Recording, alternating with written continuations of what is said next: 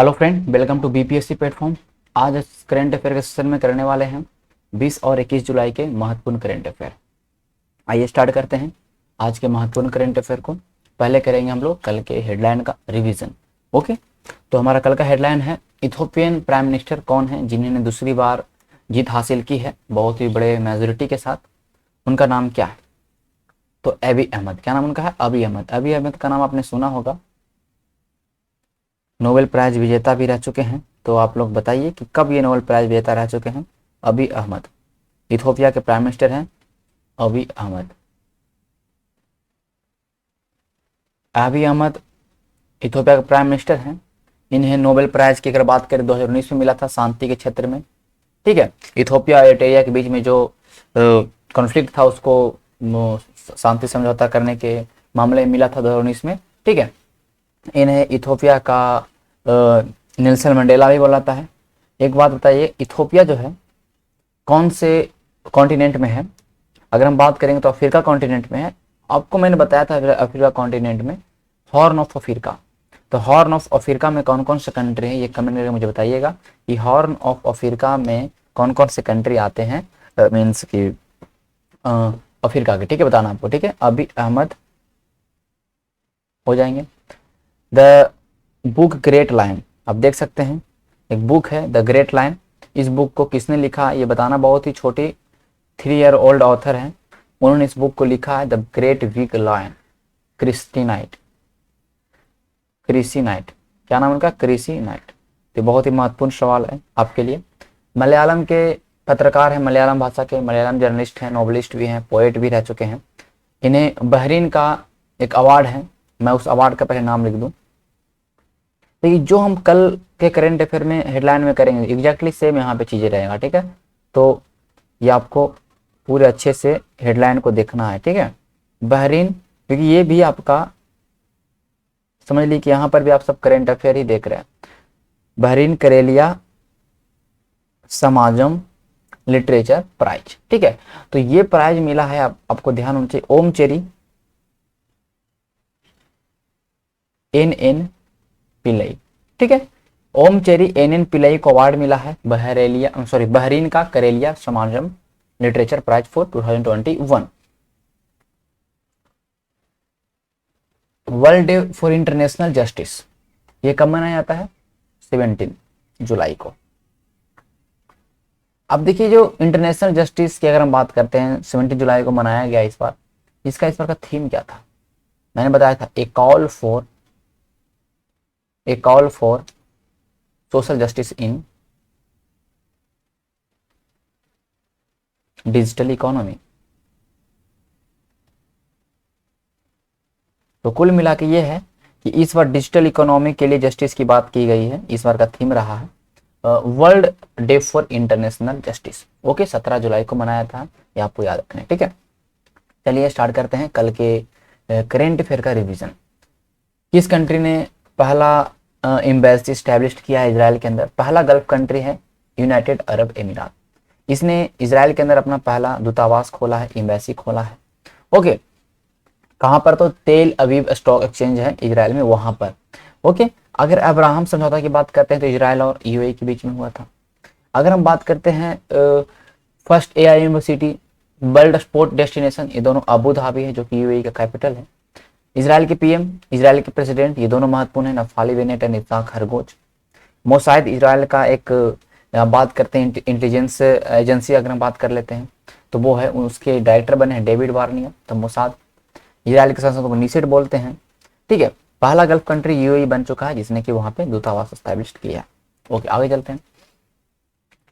कह रहा है कि रुद्राक्ष कन्वेंशन सेंटर कहाँ बना है? तो रुद्राक्ष कन्वेंशन सेंटर बना है जापान की सहायता से, बना है आपका वाराणसी में। ठीक है, जेन गार्डन काइजन अकादमी, ये भी आपका जापान के लिए ही अहमदाबाद में बना है। ठीक है, मैंने बताया था आपको बहुत सारी चीजें, ये आप देख सकते हो, ये पूरा मैप है। आप वीडियो को पॉज करिए, वीडियो को देखिए। ठीक है, रुद्राक्ष कन्वेंशन सेंटर आए तो वाराणसी मानिएगा। ठीक है, आंसर। 5 स्टार होटल पहली बार गांधीनगर रेलवे स्टेशन के ऊपर बना है। ये बहुत ही महत्वपूर्ण सवाल है। पहला रेलवे स्टेशन जहां पर जिसके ऊपर 5 स्टार होटल बना है तो वो है गांधीनगर रेलवे स्टेशन। ठीक है, अच्छा, बेंगलोर रेलवे स्टेशन की अगर हम बात करते हैं तो यहाँ पर एक चीज आपको ध्यान रखना है कि बेंगलोर रेलवे स्टेशन जो है यहाँ पे पहला मूवेबल फ्रेश वाटर टनल, एकदम टनल बना हुआ है, एकदम बहुत सा सुरंग बना हुआ है, एक्वेरियम लगा हुआ है, घूमने लायक, ठीक है। तो बेंगलोर रेलवे स्टेशन, इस चीज को ध्यान रखिएगा, ठीक है। प्राइम मिनिस्टर कौन, सॉरी अभी रेलवे मिनिस्टर कौन है, तो अश्विनी वैष्णव। आगे चलते हैं। एलपीजी के निर्यात की मंजूरी दी है अमेरिका ने वेनेजुएला के साथ। वेनेजुएला कंट्री की बात करते हैं साउथ अमेरिका में, ये पूरा मैप मैंने बताया था, ठीक है। इस चीज को आप पूरा देखिएगा वीडियो पॉज करके। जिन्होंने जो आज पहली बार देखना है वीडियो को, कल के वीडियो को देखिए, तो ये आपका पूरा साउथ अमेरिका कॉन्टिनेंट कंप्लीट हो जाएगा, ठीक है। आगे चलते हैं। कोविड-19 विडो सपोर्ट, विधवा महिला जिनका डेथ हो चुका है उनके हस्बैंड का, उनके लिए 2.5 लाख का वित्तीय सहायता की बात की है असम सरकार ने, ठीक है, याद रखना। Raimona national park, Dehing Patkai national park, online flood reporting system, guardian minister सब कहाँ, असम में, ठीक है, ये देख सकते हैं। माजुली द्वीप असम में, विश्व की सबसे बड़ी नदी द्वीप ब्रह्मपुत्र नदी के, ठीक है। School innovation Ambedkar training programme start किया गया है शिक्षा मंत्रालय और जनजाति मंत्रालय के द्वारा, ठीक है, ये दोनों, ठीक। इनोवेशन अम्बेडकर ट्रेनिंग प्रोग्राम, 50,000 शिक्षकों को ट्रेनिंग दिया जाएगा, सीबीएसई और एकलव्य मॉडल स्कूल के टीचरों को, ध्यान रखिएगा। इसमें टीचरों को इनोवेशन को लेके, एंटरप्रेन्योरशिप को लेके, आईपीआर को लेके, डिजाइन को लेके, थिंकिंग, प्रोड्यूस, डेवलपमेंट, सारी चीजों को लेके उनको ट्रेनिंग दिया जाएगा, ठीक है। आगे चलते हैं।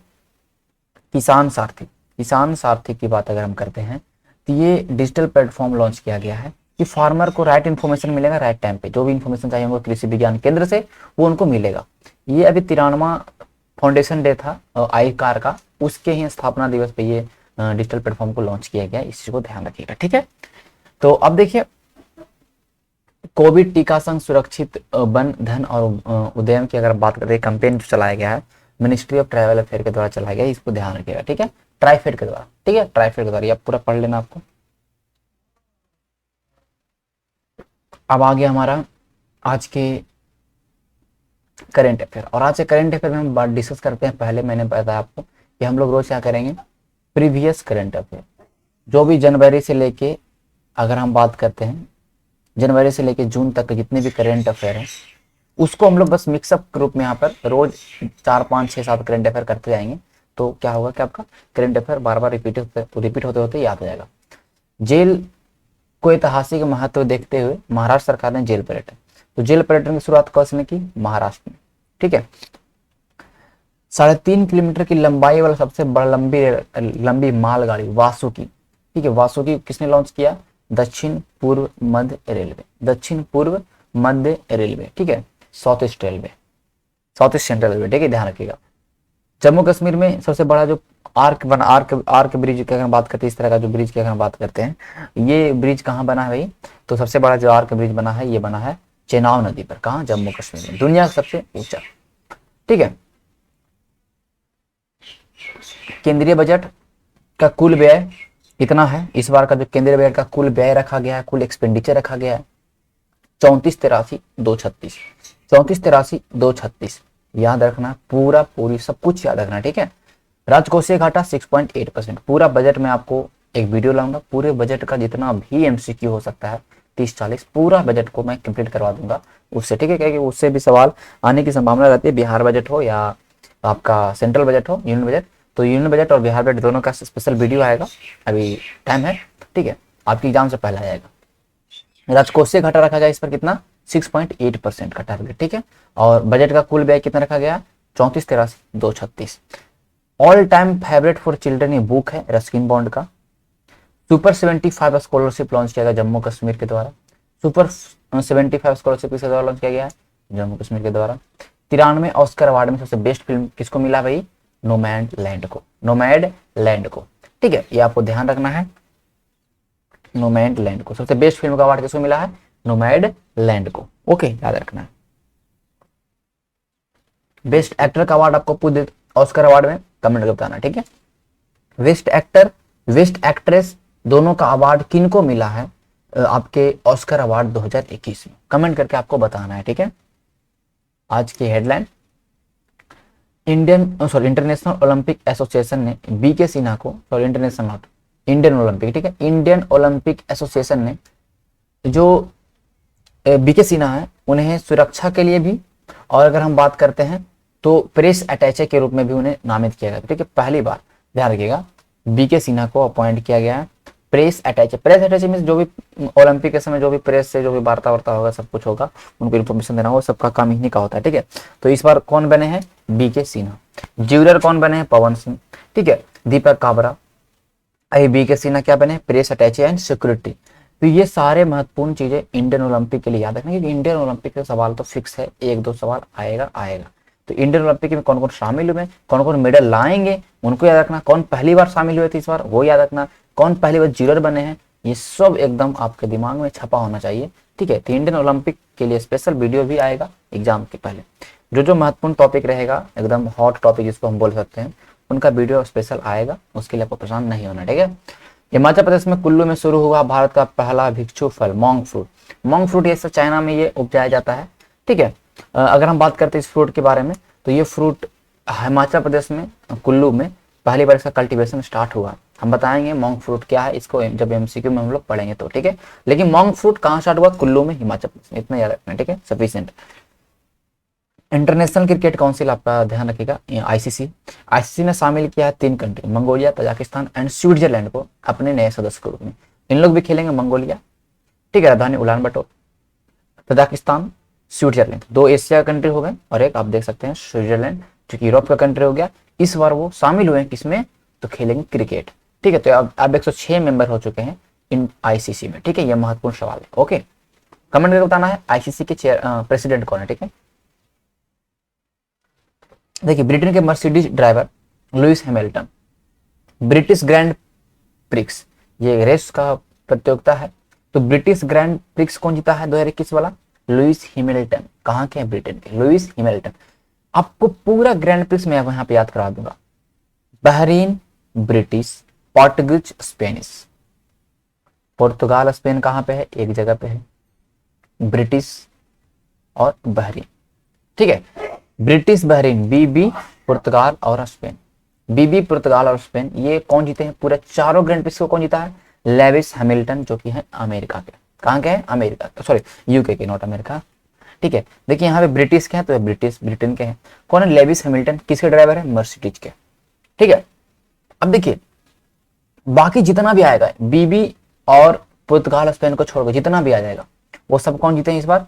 Max Verstappen. एक छोड़ के, एक अजरबैजान वाला अलग लोग जीता है, लेकिन इस अजरबैजान का वो पूछने की संभावना भी नहीं है, बहुत जो बहुत महत्वपूर्ण होते हैं वो पूछते हैं एग्जाम में। तो मैक्स वर्स्टैपेन जो कि रेडबुल के ड्राइवर हैं और नीदरलैंड के हैं, वो इन्होंने क्या क्या जीता है? Monaco, French, Austrian Styrian, Monaco, French, Austrian Styrian, Emilia Romagna. जो भी नाम आपने पहली बार सुना है, इट मीन्स कि फ्रेंच और ऑस्ट्रिया को छोड़ दिया है, तो आप नाम पहली बार सुन रहे होंगे, उन सारे को किसने जीता है? Max Verstappen. तो याद रहेगा, बीबी, पुर्तगाल, स्पेन को छोड़ के सारा किसके पास चल जाएगा? मैक्स वर्स्टैपेन के पास। ठीक है, अजरबैजान को छोड़ के भी एक। ठीक है, याद रखिएगा। तो हमने पूरा आपको ग्रैंड प्री याद करवा दिया, एक सवाल टपक जाएगा, अब मार दीजिएगा। ठीक है, चलते हैं आगे। United state, Afghanistan, Pakistan, Uzbekistan, ये सब चारों मिलकर एक क्वाड बनाने जा रहे हैं। क्या बनाने जा रहे हैं? क्वाड। ठीक है, तो ध्यान रखिएगा, diplomatic platform focus on enhancing regional connectivity. जो रीजनल कनेक्टिविटी जो है, क्षेत्रीय अगर हम बात करते हैं, इसको कहने का मतलब कि संपर्क को बढ़ाने के लिए क्वाड बनाने जा रहे हैं। ठीक है, इंडिया भी एक क्वाड का सदस्य है। कमेंट करके बताइए कि इंडिया जिस क्वाड में है, वो उस क्वाड में कौन कौन से कंट्री हैं, एक बार कमेंट करके बताइएगा। ठीक है, जितने मैं यहाँ पे सवाल पूछता हूँ, उन सब सवालों का आपको कमेंट में देना है आंसर। ठीक है, जो रेगुलर होंगे वो दो देते होंगे आंसर, जो वीडियो को पूरा देखते होंगे वो पक्का देंगे आंसर। ठीक है, तो ये हो गया। ठीक है, कौन कौन है? यूएस, अफगानिस्तान, पाकिस्तान और उज्बेकिस्तान। ठीक है, आरबीआई के गवर्नर बिमल जलान, पहले वाला आप देखते हैं बहुत सारे नोट पे बिमल जलान का साइन होता होगा, पूर्व गवर्नर रह चुके हैं। उनका नया बुक है the India story. India story, तो इंडिया स्टोरी किसने लिखा? बिमल जलान ने। ठीक है, इसने इस बुक में क्या है? इंडिया का इकोनॉमिक हिस्ट्री, इंडिया का जो अर्थव्यवस्था था उसके ऊपर इन्होंने प्रोवाइड किया है, और इंडिया का क्या पॉलिटिकल इकोनॉमी होगा, क्या आगे फ्यूचर होगा, उस चीज के लिए इन्होंने इसमें लिखा है। ठीक है, तो ध्यान रखिएगा, ये बुक किनका लिखा है? India story. किसने लिखा? बिमल जलाल। बांग्लादेश के नोबेल प्राइज विनर हैं मोहम्मद यूनुस। क्या नाम उनका? मोहम्मद यूनुस। उन्हें मिलेगा Olympic L'Oréal at the Tokyo game. Tokyo game में उन्हें मिलने वाला है ओलंपिक लॉरियल। पहली बार मिला था 2017 में, ठीक, सॉरी 2016 में।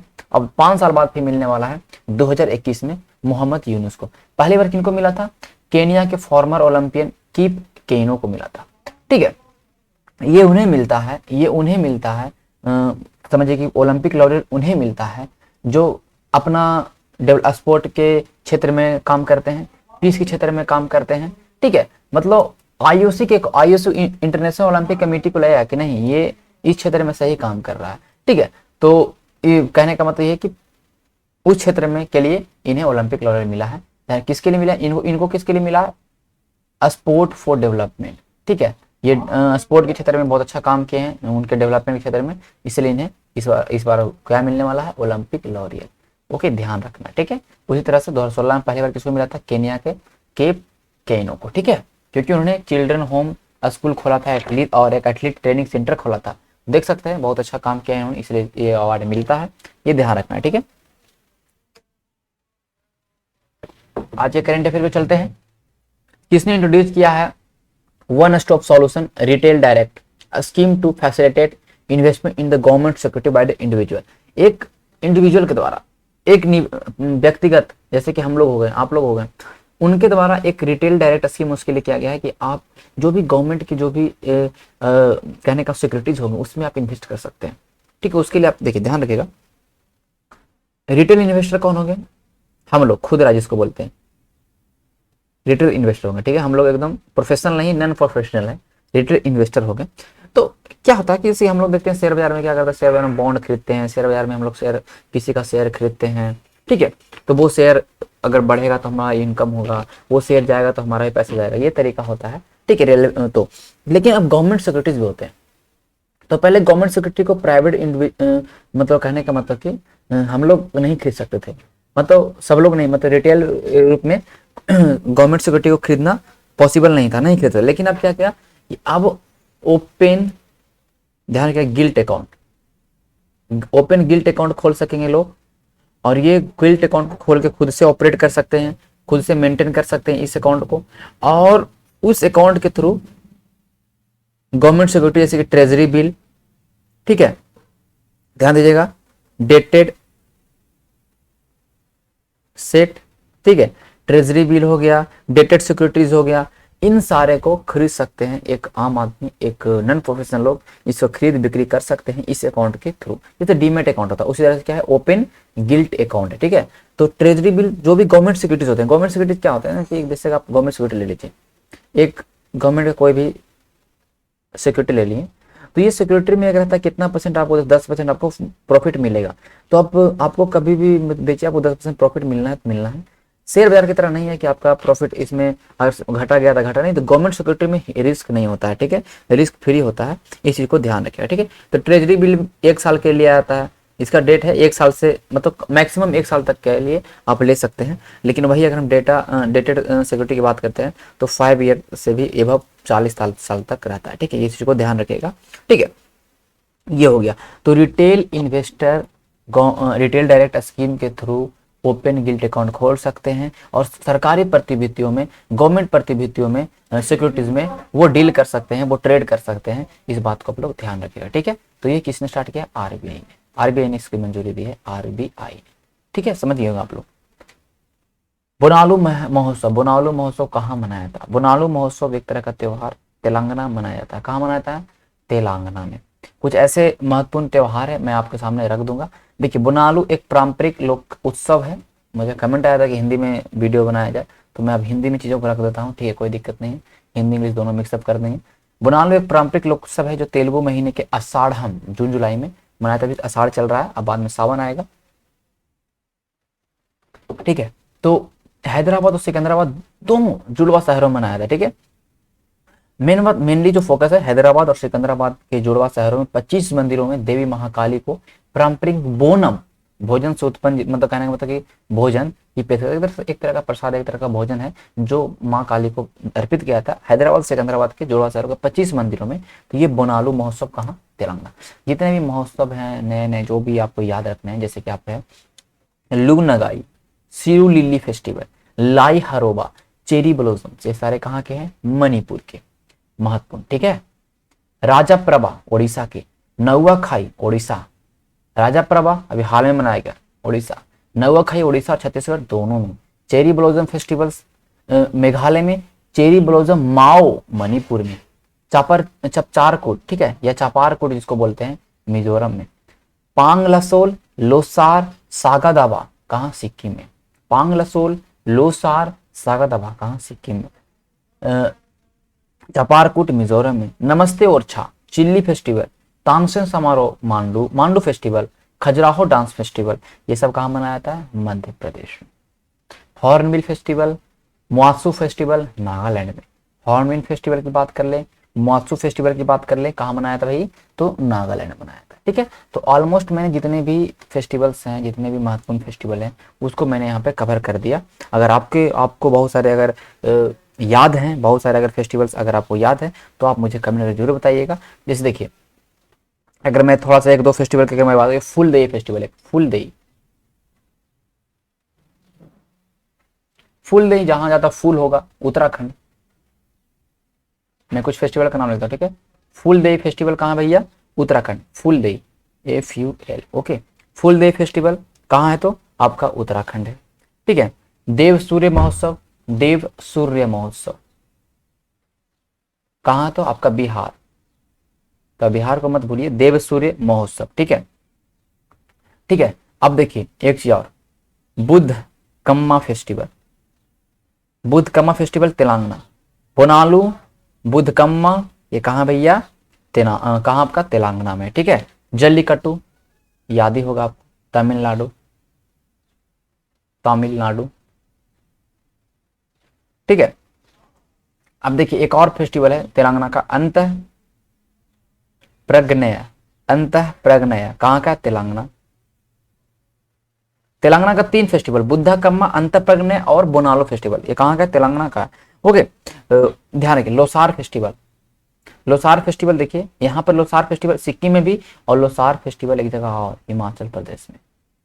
ठीक है, लोसार फेस्टिवल हिमाचल प्रदेश में, Phagli festival, Phagli Fugly Fugly Fugly क्या नहीं है, फागली फेस्टिवल है, ये भी हिमाचल प्रदेश में। ठीक है, तो ये कुछ ऐसे महत्वपूर्ण फेस्टिवल हैं जो आपको याद है। कि आदि महोत्सव अभी हाल में मनाया गया, आदि महोत्सव लद्दाख।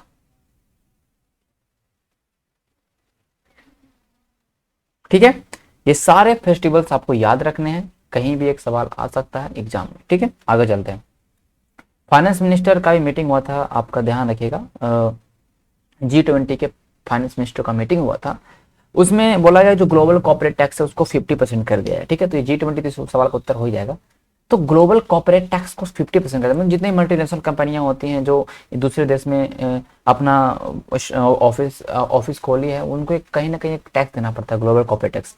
तो क्या होता है ना कि क्या कंपनियां क्या करती हैं कि अपना जो ऑफिस खोलना होता है तो वो उन कंट्री में खोलता है, व्यापार हो रहा है यहाँ पे, जैसे अमेजन हो गया, जब व्यापार हो रहा है, लेकिन वो अपना जो हेडक्वार्टर है या जो अपना ऑफिस है वो उन कंट्री में खोलता है जहां पर कॉर्पोरेट टैक्स बहुत ही कम लगे। तो फायदा उनका होता है, कॉर्पोरेट टैक्स कम लगता है, वहां पे खोल दिया, यहाँ पे व्यापार हो रहा।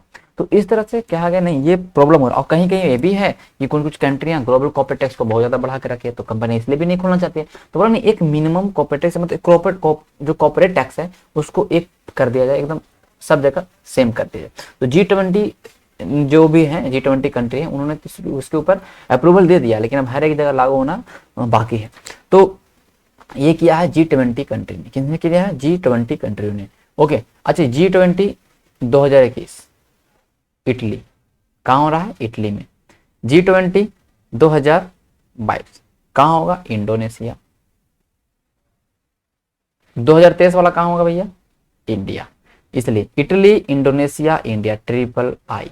ठीक है, तो ये याद रखना। ठीक है, महत्वपूर्ण है। देखिए अभी हाल में 38 ब्रिक्स समिट हुआ था 2021 वाला, कहाँ हुआ, इंडिया में। ठीक है, तो ये ध्यान रखना है, सब कुछ बहुत ज्यादा महत्वपूर्ण है, इसलिए सबको याद है। कि अभी हाल में G7 हुआ, G7 का मीटिंग हुआ, उसमें जो चाइना का world one road one belt जो इनिशिएटिव है, ठीक है, उसके जगह पे बोला कि हम लोग क्या स्टार्ट करेंगे, ध्यान रखें, बिल्ड बैक बेटर वर्ल्ड। इसमें भी अगर हम बात करेंगे B3W को बोला, बिल्ड बैक बेटर वर्ल्ड।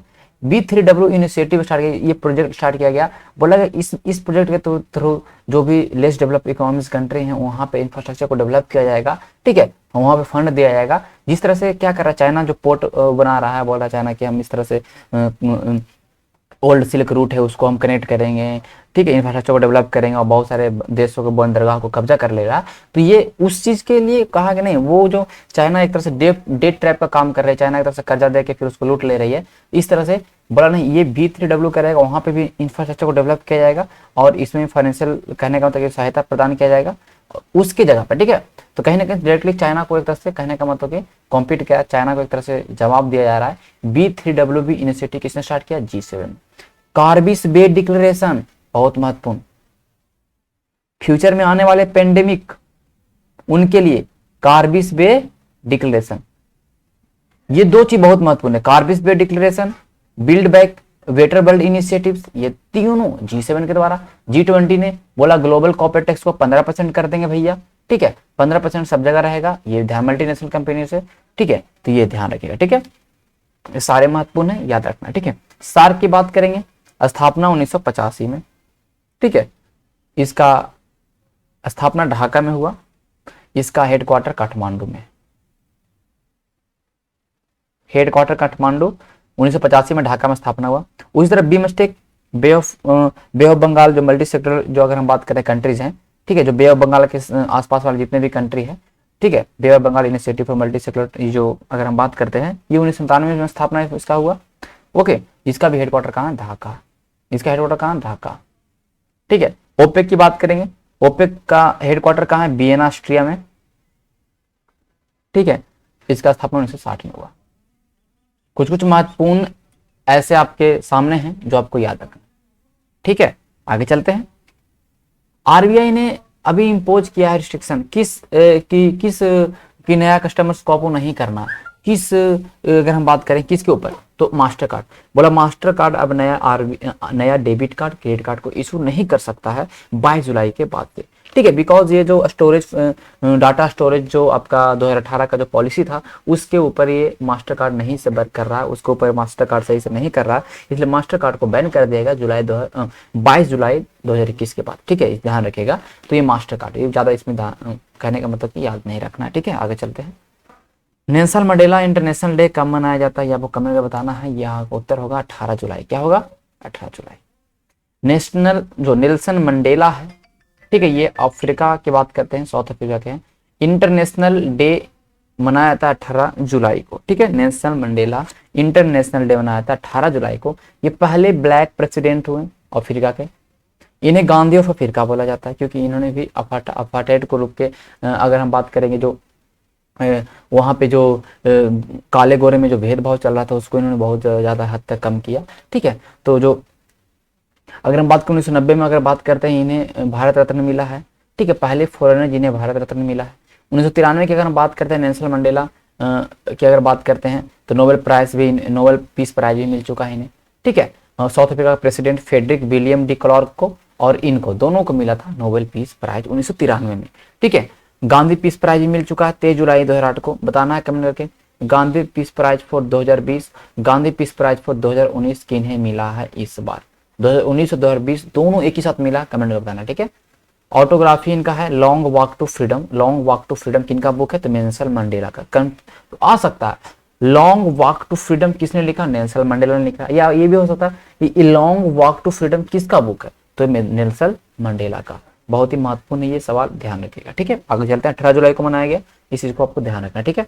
17 जुलाई को इंटरनेशनल डे फॉर जस्टिस, ठीक है। सारे यहाँ पे आपके सामने हैं जितने भी डेट हैं महत्वपूर्ण डेट। 1 जुलाई को सीए दिवस, national CA day, chartered accountant इसको बोलते हैं। पोस्टल वर्कर डे 1 जुलाई को। डॉक्टर डे 1 जुलाई को, ठीक है। डॉक्टर डे महत्वपूर्ण है। वर्ल्ड स्पोर्ट जर्नलिस्ट डे 2 जुलाई। इंटरनेशनल स्पोर्ट जर्नलिस्ट डे ये भी 2 जुलाई। सेम सवाल दोनों आ गया तो बात नहीं। इंटरनेशनल डे ऑफ कोऑपरेटिव 3 जुलाई, ठीक है। अभी हाल में ही भारत का जो अगर हम बात करते हैं भारतीय सरकार की अगर बात करते हैं, मोदी सरकार की बात करते हैं, तो कैबिनेट को भी हाल में बहुत बड़ा परिवर्तन किया गया। तो उसमें एक नया मिनिस्ट्री ऐड किया गया, कोऑपरेटिव मिनिस्ट्री, ठीक है, सहकारिता मंत्रालय। अमित शाह उसके भी हेड है, ठीक है। तो 3 जुलाई को सहकारिता दिवस। और फिश फार्मर डे की बात करते हैं 10 जुलाई। पॉपुलेशन डे महत्वपूर्ण है 11 जुलाई। मलाला डे यूसुफ जई मलाला के रूप में याद में मनाया था। ये कहने का मतलब कि उनके जन्मदिन में मनाया था मलाला डे, ठीक है। 15 जुलाई को वर्ल्ड यूथ स्किल डे। 16 जुलाई को आई कार डे। आई कार डे के ही अवसर पे किसान सारथी डिजिटल प्लेटफॉर्म, किसान सारथी डिजिटल प्लेटफॉर्म, तो सब कुछ याद रखना। किसान सारथी आई कार डे 16 जुलाई।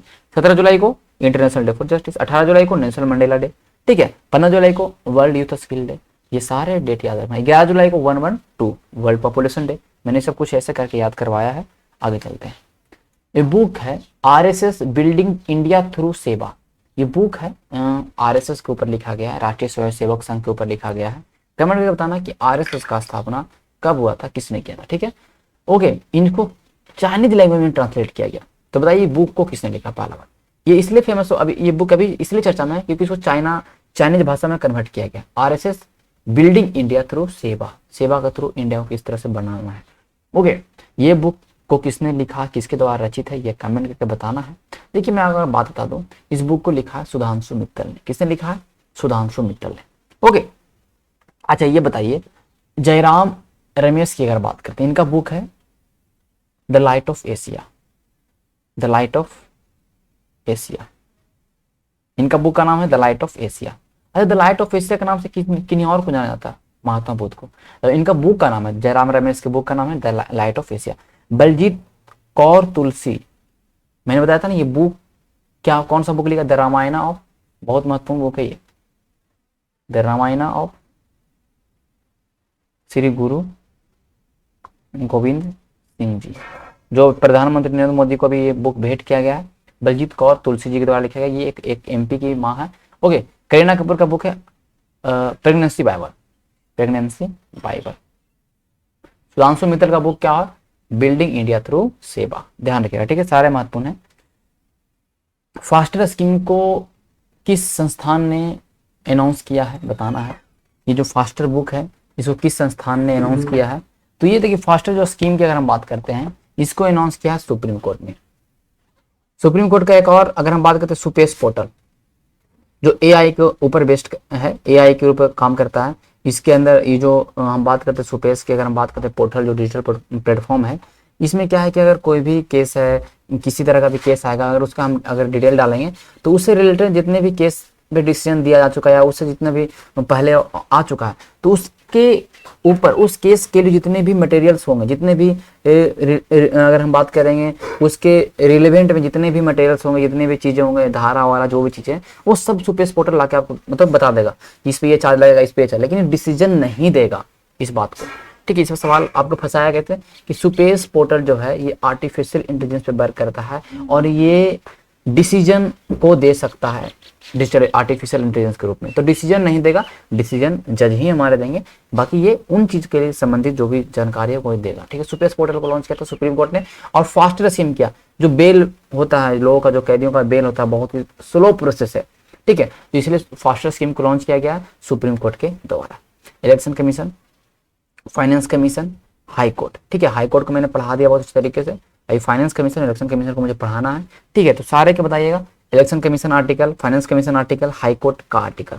मैं यहाँ पे किसी का आंसर नहीं बताना, सबको आपको कमेंट करके आंसर बताना है, क्योंकि देखिए आपको याद नहीं होगा, इलेक्शन कमीशन के बारे में नहीं पता होगा, आप बुक पलटिएगा, इलेक्शन कमीशन के बारे में देखिएगा, तो आपको कहीं ना कहीं कुछ फिर से दोबारा दिमाग पे स्ट्राइक करेगा और याद हो जाएगा, ठीक है। आगे चलते हैं। फास्टर क्या है आप देख सकते हैं, इलेक्ट्रॉनिक रिकॉर्ड का तेज और सुरक्षित ट्रांसमिशन। इलेक्ट्रॉनिक रिकॉर्ड का तेज और सुरक्षित ट्रांसमिशन होगा। अभिनव योजना की कल्पना संबंधित जेलों, जिला न्यायालयों और उच्च न्यायालयों को आदेश देने के लिए की गई, जैसे कि मामला हो सकता है शीर्ष अदालत द्वारा पारित आदेशों को तत्काल वितरण के लिए सुरक्षित माध्यम से बातचीत का माध्यम है, ठीक है। पीठ ने कहा कि अभिनव योजना सभी संबंधित को त्वरित और सुरक्षित तरीके से अदालती आदेशों के प्रसारण में क्रांति लाएगी, ठीक है। कुल मिलाकर स्पीड रूप से अगर हम बात करते हैं, बेल वाला जो है वो सिस्टम स्पीड रूप से होगा इसमें, ठीक है। तो SUPACE portal, faster portal, faster platform सारे सुप्रीम कोर्ट के द्वारा लॉन्च किया गया, ठीक है। तीसरा भारतीय अगर हम बात करें जिसको 10 साल का गोल्डन वीजा मिला है यूएई का। देखिए यूनाइटेड अरब एमिरात एक गोल्डन वीजा देता है। गोल्डन वीजा देने से क्या होता है कि आप 10 साल का वहां पे रहकर बिजनेस स्टार्ट कर सकते हैं, ठीक है, वहां का नागरिक बने या ना बने। तो ये 10 ईयर का गोल्डन वीजा मिला है इस बार सानिया मिर्जा को, ठीक है। ऑलरेडी पहले शाहरुख खान और संजय दत्त के पास है, तीसरा केवल सानिया मिर्जा के पास, सानिया मिर्जा और इसके हस्बैंड, ठीक है। अगर हम बात करते हैं दोनों को गोल्डन वीजा मिला है, ठीक है। तो तीसरा भारतीय अगर बात कर दें या पहला भारतीय महिला की बात करें जिन्हें गोल्डन वीजा मिला यूएई का, वो कौन है? सानिया मिर्जा, ठीक है। 10 ईयर का गोल्डन वीजा। इसे क्या है कि बिजनेस भी कर सकते हो, वहाँ पे रह तो सकते ही हैं, बिजनेस भी वहाँ पे कर सकते हैं। तो ये वहाँ पे स्पोर्ट को लेके बिजनेस करेंगे, इश्यू को आपको ध्यान रखना है, ठीक है। आगे चलते हैं। To encourage and promote small industry in the rural areas, ग्रामीण क्षेत्रों में छोटे छोटे इंडस्ट्रीज हैं उनको इनकरेज करने के लिए, उनको प्रमोट करने के लिए स्टेट गवर्नमेंट ने एक इंट्रोड्यूस किया, 1 ब्लॉक 1 प्रोडक्ट, 1 ब्लॉक 1 प्रोडक्ट। एक ब्लॉक में, एक प्रखंड में एक प्रोडक्ट होगा। ये आपको पता, 1 नेशन 1 प्रोडक्ट भी आपको पता होना चाहिए, ठीक है। 1 डिस्ट्रिक्ट 1 प्रोडक्ट अभी हाल में ही यूपी में बहुत ज्यादा लॉन्च किया गया, ठीक है। यूपी ने बहुत सारे ऐसे उत्पादों को बोला कि 1 प्रोडक्ट 1 डिस्ट्रिक्ट 1 प्रोडक्ट, ठीक है। तो उसी तरह से ये 1 ब्लॉक, एक ब्लॉक में एक प्रोडक्ट, कहीं ना कहीं खासियत होगा, किसी तरह का उत्पाद जो है उसी ब्लॉक में होगा। तो 1 ब्लॉक 1 प्रोडक्ट को किसने लॉन्च किया? हरियाणा ने। अच्छा, हरियाणा के भी ध्यान रखिएगा, फरुक्का नगर में, हरियाणा के फरुक्का नगर में अभी हाल में ही अगर हम बात करेंगे ग्रेन एटीएम स्टैब्लिश किया गया। ये भी बहुत महत्वपूर्ण है, पहली बार कहीं ग्रेन एटीएम स्टैब्लिश किया, कहाँ गया? तो वो हरियाणा में, ठीक है। आगे चलते हैं। कोविड-19 टेस्ट किट है, उसका नाम है कोबी होम। इसको किसने डेवलप किया? ये पहला इलेक्ट्रॉनिक किट है। कैसा है? इलेक्ट्रॉनिक किट है जो 30 मिनट के, आप टेस्ट होने के बाद 30 मिनट के अंदर ये आपको रिजल्ट दे देगा, ठीक है। 30 मिनट के अंदर रिजल्ट देगा। इलेक्ट्रॉनिक किट्स है ये आपका। इसमें अगर हम बात करें 400 रुपीज पर टेस्ट इसका कीमत है, ठीक है। तो ये कहीं ना कहीं जितने भी टेस्ट किट है उससे सस्ता ही है। तो 400 पर रुपीज पर टेस्ट इसका कीमत है। इलेक्ट्रॉनिक किट है, पहला तरह का इलेक्ट्रॉनिक किट है जो कि फोन से कनेक्टेड होगा, देख सकते हैं आप, ठीक है। ये देख सकते हैं IIT हैदराबाद ने इसको बनाया है, ये फोन से कनेक्टेड किट है, ठीक है। तो ये डेवलप किसने किया? IIT हैदराबाद, ठीक है। इस किट का क्या नाम है? कोबी होम, ठीक है। इस किट का नाम क्या है? कोबी होम। अभी हाल में IIT रोपड़ ने एमबी टैग को विकसित किया। किसको? एमबी टैग, IIT रोपड़। ये क्या था? तो ये जितने भी एम्बियंट में जितने टेम्परेचर, अगर बात करते हैं, अगर उसको कहीं पे भी रख दिया जाए तो उसके पूरे टेम्परेचर को रिकॉर्ड करेगा, ठीक। उस पूरे टेम्परेचर को रिकॉर्ड करके वो बताएगा, ठीक है। इसका मैंने बताया था कि एक बार चार्ज होने के बाद 60 डेज चलेगा। एमबी टैग को किसने विकसित किया? IIT रोपड़। IIT रोपड़ का भी एक संस्था है अवध, इसका नाम है अवध, उसने, ठीक है। तो IIT रोपड़ ने क्या बनाया? MB tag. यहाँ कोबी होम को IIT हैदराबाद। जितने भी अभी IIT, जितने भी बड़े बड़े IIT हैं वो सारे, बहुत सारे कुछ इंस्ट्रूमेंट को बना रहे हैं, चाहे वो कोविड को लेके हो या, ठीक है। तो उसको आपको याद रखना, ठीक है। अभी हाल में IIT मद्रास की अगर हम बात करते हैं तो अभी IIT मद्रास ने भी एक AI एल्गोरिथम करके कुछ लॉन्च किया है, ठीक है। उसको हम लोग अगले दिन करंट अफेयर में शामिल करेंगे, ठीक है। ये हो गया, ठीक है। तो आज का करंट अफेयर हमारा समाप्त हुआ। इसका PDF आपको अपलोड कर दिया जाएगा आपके ऐप पे, वहां से आप डाउनलोड कर लेना आपको, ठीक है। और मल्टीपल रिवीजन करिए करंट अफेयर का, मल्टीपल रिवीजन जितना बार हो सकता है आप PDF को देखते रहिए। जितना मल्टीपल रिवीजन करिएगा करंट अफेयर का उतना ही करंट अफेयर आपको याद होगा, ठीक है। मिलते हैं शाम के सेशन में। शाम का सेशन हमारा होगा 8:30 में। आज 8:30 में आज होने वाला है क्या? पॉलिटी, ठीक है। तो मिलते हैं शाम के सेशन में, तब तक के लिए धन्यवाद।